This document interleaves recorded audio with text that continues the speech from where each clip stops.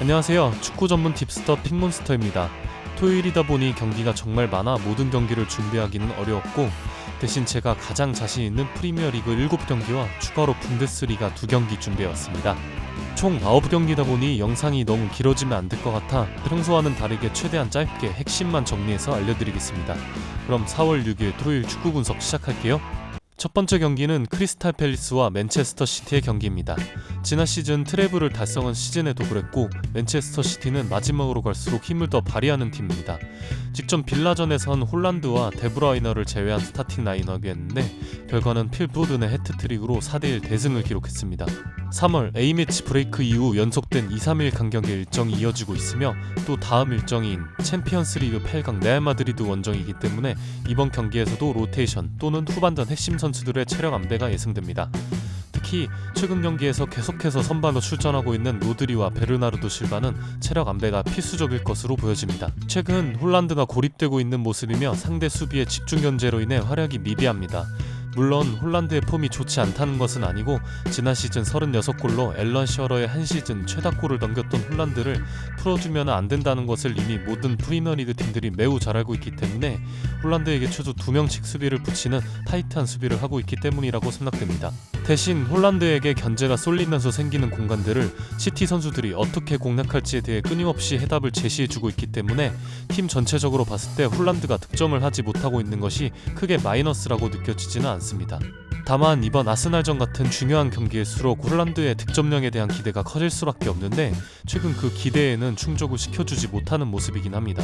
크리스탈 팰리스는 현역 최고령 감독이었던 로이 호지슨 감독의 급작스러운 건강 문제로 지난 2월 급하게 올리버 글라스너 감독을 선임했는데, 글라스너 감독 체제에서 팰리스는 지난 리그 5경기 1승 2무 2패를 기록한 모습입니다. 다만 로이 호지슨 감독 때와는 전술 스타일이 크게 바뀐 모습으로 백스리 포메이션을 사용하고 짧은 패싱 플레이를 통해 전개하며 상대에게 점유율을 크게 내어주지는 않는 모습입니다. 하지만 이런 매치업에선 로이 호지슨의 선수비 후역습 전술이 더 위력적일 수 있을 거란 생각은 듭니다. 과거 팰리스가 시티를 상대로 꽤나 비비던 팀이었지만 현재 전술 시스템에선 크게 힘을 발휘하기 어려울 것이라 생각에 맨체스터 시티의 승리를 예상하며, 펩 과르디올라의 팀은 미드 상황에서도 수비보다는 공격을 택하는 팀이라는 점에서 마이너스 1.5 핸디캡 승리도 충분히 도전할 가치가 있다고 보여집니다. 두 번째 경기는 하이덴하임과 바이에른 뮌헨의 경기입니다. 이번 시즌 구단 역사상 첫 분데스리가 승격을 이룬 하이덴하임은 현재 기대 이상의 성적으로 리그에서 11위를 기록 중이며, 강등권과의 승점차에는 10점이기 때문에 잔류 가능성이 매우 높아진 상황입니다. 하이덴하임은 경기당 평균 점유율이 41.5%로 리그에서 가장 낮은 팀이며, 평균 공중볼 경합 승리 횟수는 경기당 27.7개로 리그 2위에 해당하는 기록인데, 전술 컨셉이 정말 명확한 팀이라고 할 수 있습니다. 또한 평균 크로스 시도 19회와 롱패스 시도 66회는 리그에서 세 번째로 많은 기록이며, 현재 리그에서 9골과 3개의 도움을 기록 중인 최전방 스트라이커 팀 클라인 디엔스트의 제공권을 활용하는 공격전개가 많습니다. 194cm의 피지컬로 포스트 플레이에 강점이 있으며 경기당 평균 5.4회의 공중볼 경합 승리를 기록하고 있는 클라인 디엔스트가 등지고 볼을 한번 잡아주면서 공격으로 올라가 시간을 벌어주거나 그대로 침투하고 있는 이선 선수들에게 헤더로 연결해주면서 시작되는 공격 패턴이 상당히 위협적인 팀입니다. 지난 13-14 시즌까지만 해도 3부 리그 팀이었던 하이덴하임의 홍보장 잔디 상태는 상당히 좋지 못한 편인데, 이는 짧은 패스 플레이를 하는 팀에게 매우 치명적입니다. 실제로 레버쿠젠도 지난 하이덴하임 원정 경기에서 굉장히 고전했었죠. 바이에른 뮌헨은 시한부 감독인 토마스 투헬이 아직 리그 일정이 7경기나 남은 시점에서 레버쿠젠의 우승 축하를 한다는 발언으로 구단 수뇌부들이 뒤집어진 상태인데요. 디펜딩 챔피언 바이어는 11시즌 연속 리그 우승이 마감될 가능성이 높은 시즌에 감독의 이러한 발언은 팀 사기를 떨어뜨리기에 충분해 보이고, 또 직전 경기였던 분데스리가 최대 더비 매치인 데어 클라시카에서 바이에른 뮌헨은 10년 만에 도르트문트에게 패배했기 때문에 감독의 비정상적인 발언과 더비전 패배로 라커룸 분위기가 좋지 못할 것으로 예상됩니다. 또 열악한 잔디 조건은 바이에른 뮌헨 선수들이 가뜩이나 좋지 않은 분위기에 경기가 풀리지 않는다면 답답함과 짜증을 일으킬만 하고, 하이덴하임이 홈에서 충분히 비벼볼 수 있는 경기라고 생각되어 안전하게 하이덴하임의 플러스 2.0 핸디캡 승리를 추천드립니다. 세 번째 경기는 유니온 베를린과 레버쿠젠의 경기입니다. 레버쿠젠은 주중 디셀도르프와의 북칼컵 준결승에서 4대0 대승을 기록했고, 리그 일정이 끝난 이후 5월 26일 올림피아 스타디온에서 북칼컵 결승전을 예약했습니다. 결승전 상대는 현재 분데스리가 2에서 강등 위기에 있는 카이저슬라우테른이기 때문에 이변이 없는 한 레버쿠젠이 우승할 가능성이 매우 높아졌습니다. 리그에서도 현재 바이언과 승점 13점 차이로 사실상 이미 리그 우승이 유력하지만 사비 알론소 감독의 팀은 이대로 멈출 기미가 보이지 않습니다. 현재 레버쿠젠의 승점은 73점으로 남은 일정에서 최대 94점까지 획득 가능한데 산술적으로 지난 12-13 시즌 바이에른 뮌헨의 91점 최다 우승 타이틀을 넘볼 수 있는 상황입니다. 또한 분데스리가는 1897년 창립 이후 무패 우승팀이 아직 존재하지 않은데 현재까지 리그 27경기 무패인 레버쿠젠이 리그 최초 무패 우승 타이틀을 약간 이르긴 하지만 이 정도 시점까지 왔다면 충분히 욕심을 낼 수 있는 단계라고 생각됩니다. 주중에 경기를 치르고 왔으나 이날 경기에서 레버쿠젠이 전반전 35분 만에 3대0으로 스코어를 벌렸던 경기이고 플로리안 비르츠, 아들리, 패트릭 시크, 그라니트 자카, 그리말도를 모두 교체해주면서 체력 안배도 해준 모습이었기 때문에 레버쿠젠의 승리를 추천드립니다. 다시 프리미어리그로 와서 세 번째 경기는 아스톤 빌라와 브렌트포드의 경기입니다. 올리 와킨스의 부상으로 직전 시티 원정에서 시즌 두 번째 선발 출전을 했던 존 듀란이 원샷 원킬로 동점골을 기록했었지만 결국 4대1로 패배를 기록한 빌라입니다. 동점 상황까지는 꽤나 시티를 고전하게 할 수 있었던 경기 양상이었지만 전반전 종료 직전 프리킥 상황, 필포든의 직접 프리킥을 수비벽을 세우고 있던 자니올로가 공을 피해버리면서 수비벽이 열렸고 결국 골키퍼가 소실수 없이 실점하면서 다시 역전을 허용한 부분은 아쉬웠습니다. 브렌트포드는 직전 브라이튼전에서 5-3-2 형태의 지역 수비를 펼쳤는데 수비와 미드필더 간격 유지가 정말 잘 되었던 경기였고 박스 안에서 제공권 싸움에도 우위를 점했던 경기였기 때문에 브라이튼에게 득점 기회를 거의 제공하지 않았던 경기였습니다. 또 공격 상황엔 최전방 아이번 토니의 제공권 싸움 능력과 연계 플레이를 활용한 위협적인 전개와 역습 장면들이 많이 나왔었고 꽤 결정적인 찬스들도 몇 번 있었지만 임팩트가 아쉬워 득점까지 연결되지는 않았습니다. 아스톤 빌라는 이번 시즌 홈에서 11승 1무 3패를 기록 중이며 개막 이후 홈에서 10경기 9승 1무로 무패 기록을 꽤 길게 이어나가는 모습이었으나 최근 홈 경기 성적은 아쉬운 모습이며 특히 이번 시즌 리그에서 16골과 10개의 도움을 기록 중인 올리 와킨스가 최근 출전했던 경기들에서 폼이 아쉬웠고 이번 경기에서도 부상으로 인해 출전 여부가 불투명한 상황입니다. 홈에서 빌라가 주도하는 경기 양상이겠지만 최근 수비가 잘 되고 있는 브렌트포드가 쉽게 뚫리지 않을 거란 생각이 들고 최근 공격에서 아쉬운 빌라이기 때문에 3.5 언더를 추천드립니다. 네 번째 경기는 에버튼과 벌리의 경기입니다. 자신이 10년 가까이 이끌었던 친정팀을 상대하게 되는 션 다이치 감독의 에버튼은 벌리 시절에도 그랬지만 최전방 스트라이커들의 역할이 매우 중요합니다. 션 다이치가 벌리 시절엔 보통 크리스 우드와 애슐리 반스, 제공권이 좋은 공격수들을 활용한 투톱 전술을 사용했었지만 에버튼에 와선 4-4-1-1 포메이션을 사용하고 있으며 초전방과 미드필더를 연결하는 역할로 압둘라의 두쿠레를 기용하고 있는 모습인데요. 하지만 최전방의 칼버트 르인의 폼이 워낙 좋지 않으며 이번 시즌 우디네세에서 영입한 베투 역시 너무 피지컬적인 플레이만 앞서기 때문에 답답한 경기가 많습니다.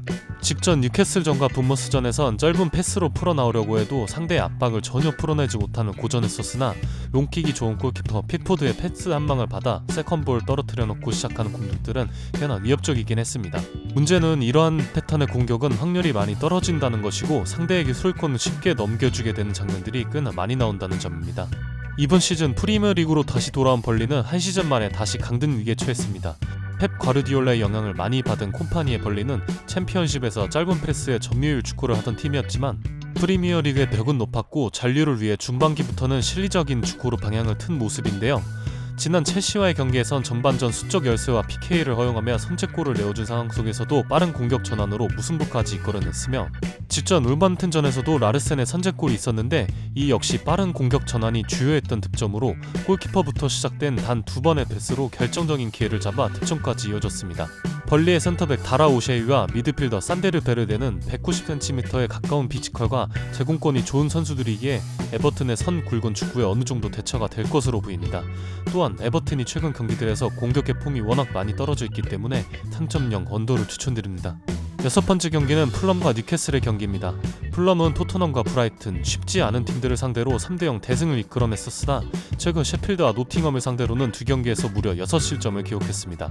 느린 공수 전환으로 인해 역습 상황에서 쉽게 실점하는 장면들이 많았고 또 수비와 미드필더 사이 공간에서 패스를 너무 쉽게 허용하는 모습으로 불안한 수비의 연속이었습니다.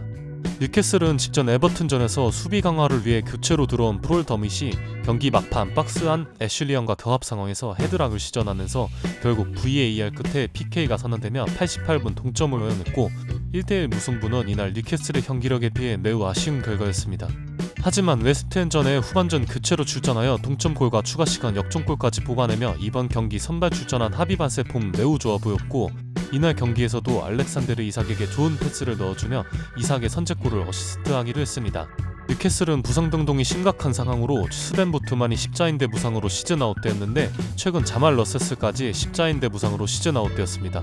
주전 센터백 자원들의 연이은 이탈로 변형 백스리의 레프트백 포지션에 익숙해져 있었던 댄 번이 센터백으로 파비안시아와 호흡을 맞추고 있는 모습입니다. 직전 에버튼전에선 에버튼이 워낙 롱패스 위주의 뻔한 축구를 하다보니 댄 번의 약점이 크게 나오지 않았던 경기였지만 지난 웨스트햄전을 생각하면 높은 수비 라인을 유지하는 에디 하우 감독의 전술 특성상 조만간 댄 번이 크게 사고를 칠 것 같다는 생각이 듭니다. 실제로 발이 느리기 때문에 속도 싸움에서 밀리게 되면서 뒤에서 태클을 시도하는 장면들이 많은데 도전적인 태클은 팀을 위기에서 구해내기도 하지만 이런 수비가 필요한 상황이 만들어진 것 자체가 발이 느린 댄 번의 치명적인 약점이라고 할 수 있는데요.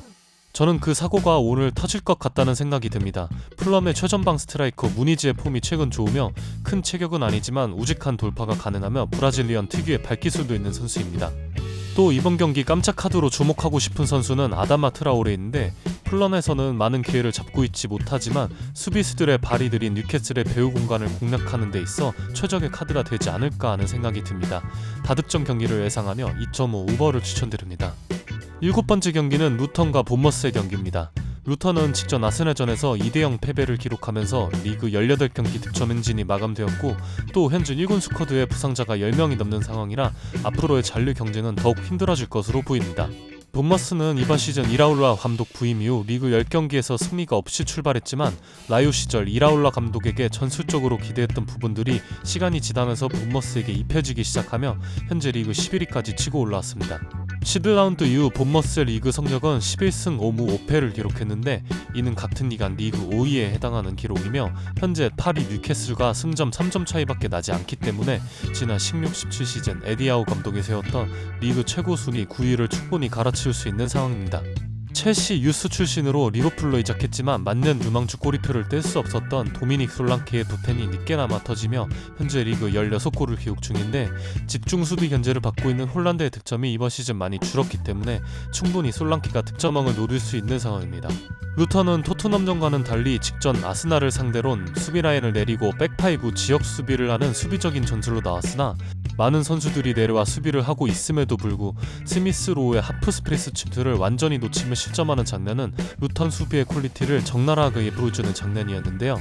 물론 이 장면은 이날 측면 수비로 출전했던 오니에딘마가 트로사르에게 계속 1대1 돌파를 허용했었기 때문에 측면 수비 지원을 나간 상태에서 벌어진 일이긴 하지만 그럼에도 수비 숫자가 더 많았는데 백파이브에서 하프 스페이스를 너무 쉽게 허용한 루턴의 수비 집중력은 아쉬웠습니다. 직전 맞대결에선 루턴이 3골을 먼저 리드했음에도 본머스가 4대3으로 뒤집는 역대급 경기가 나왔었는데요. 이날 추격골을 기록한 선수는 바로 솔랑케였습니다. 본머스는 경기가 풀리지 않는 날에도 꾸준히 득점을 올려주는 한방을 믿을만한 공격수가 있다는 점에서 본머스의 승리를 예상합니다. 8번째 경기는 울버햄튼과 웨스트햄의 경기입니다. 울버햄튼은 여전히 페드로 네투와 황희찬이 햄스트링 부상으로 결장합니다. 다만 직전 벌리전에서 마테우스 쿠냐가 후반전 교체로 출전하며 복귀전을 치렀는데요. 쿠냐는 최근 공격수들의 줄부상으로 18세 이하 팀에서 콜업되어 최근 2경기 선발로 출전했던 레온 치오메보다 짧은 시간이었지만 훨씬 임팩트 있는 모습을 보여주었습니다. 웨스트햄은 직전 토트넘전 1대1 무승부를 기록했습니다. 경기 시작 5분 만에 브레넌 존스의 득점이 나오며 이날 웨스트햄이 준비해온 수비 플랜이 무산되는 듯 싶었지만 빠른 시간 코너킥 상황에서 쿼트 주마에 동점볼이 터지면서 웨스트햄이 준비해온 수비 플랜을 계속 유지할 수 있었고 촘촘한 지역 수비로 우주 수비 끝에 무승부를 기록할 수 있었던 경기였습니다. 두 팀 모두 역습에 강점이 있는 팀들이기에 자신들이 강점을 더욱 살리기 위해선 선제골의 중요성이 매우 큰 매치업이라 생각하는데 울버햄튼은 지난 10경기에서 무려 6골의 선제골을 허용했습니다. 반면 웨스트햄은 리그 10위 이하 팀들을 상대로 한 지난 17경기에서 선제골을 기록했던 경기가 9번이 있었고 황희찬과 페드로 네투가 결정하는 울버햄튼보다 쿠두스, 보엔, 안토니오로 이어지는 웨스트햄의 공격 3인방의 위력이 더욱 강력하다고 생각되기에 웨스트햄 플러스 0.5 핸디캡 승리를 추천드립니다. 마지막 9번째 경기는 브라이튼과 아스날의 경기입니다. 브라이튼은 3월 A매치 브레이크 이후 지난 2경기에서 1무 1패를 기록했습니다.